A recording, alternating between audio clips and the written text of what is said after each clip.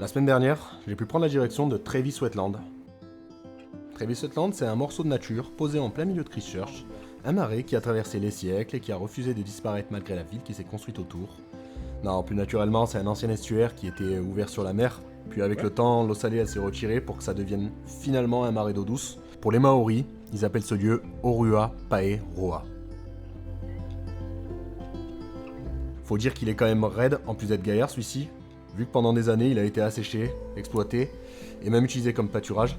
Il devait même y avoir un projet immobilier, mais finalement ça s'est pas fait vu que des personnes se sont battues pour le conserver, ce qui fait de lui l'un des derniers grands marais urbains de Christchurch.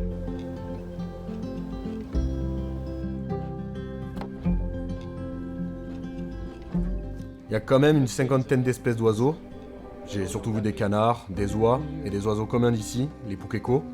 Et en vrai, là où j'ai surtout été surpris, c'est le nombre exceptionnel d'anguilles. J'ai vraiment bien aimé l'ambiance ici. Je suis venu à vélo pour m'envoyer une petite marche à la base. Et finalement, je me suis posé, je me suis dit que j'allais faire quelques plans de vidéo. C'est pour ça que je le partage aujourd'hui. Et en fait, en faisant les plans, j'ai quand même apprécié le spectacle. Donc voilà, franchement, je recommande à 100%. Mais maintenant, on va pouvoir passer à l'objet principal de la vidéo. Bienvenue dans NZ, Adventures of the SNC Coach.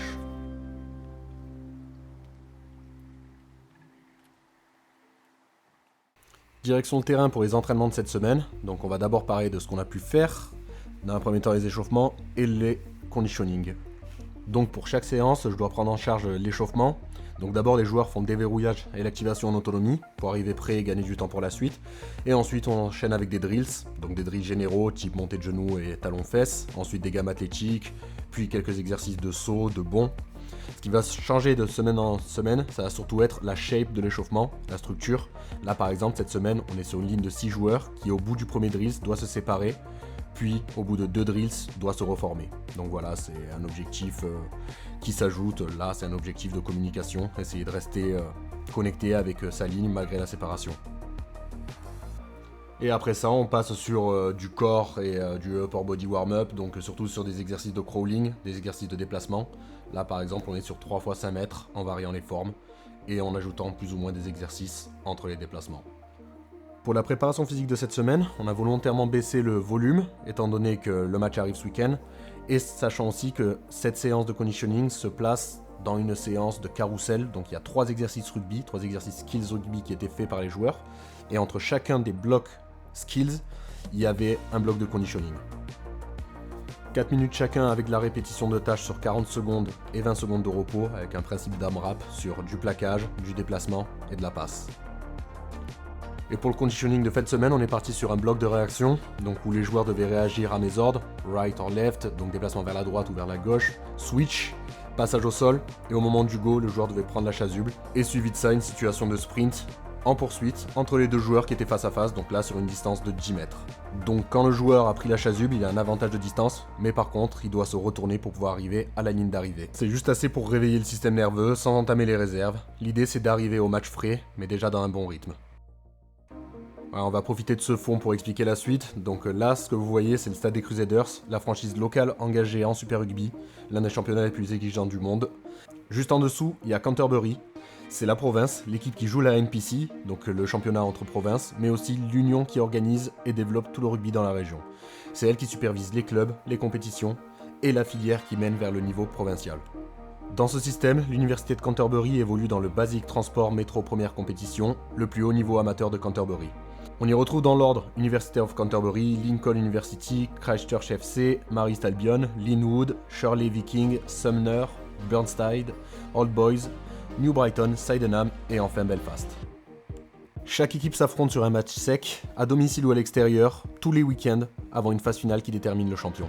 Ce week-end pour nous, ça sera Belfast, une équipe connue pour son jeu direct, raide et très physique.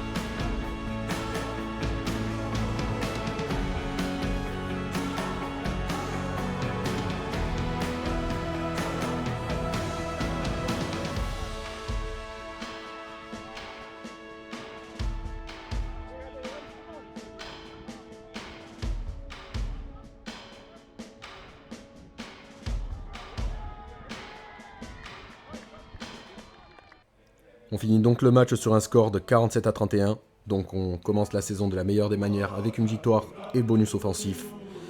Rendez-vous la semaine prochaine pour le prochain match. Mais avant ça, je pense que vous l'entendez en fond, mais je vais vous laisser profiter du chant des joueurs de Belfast au moment de la réception.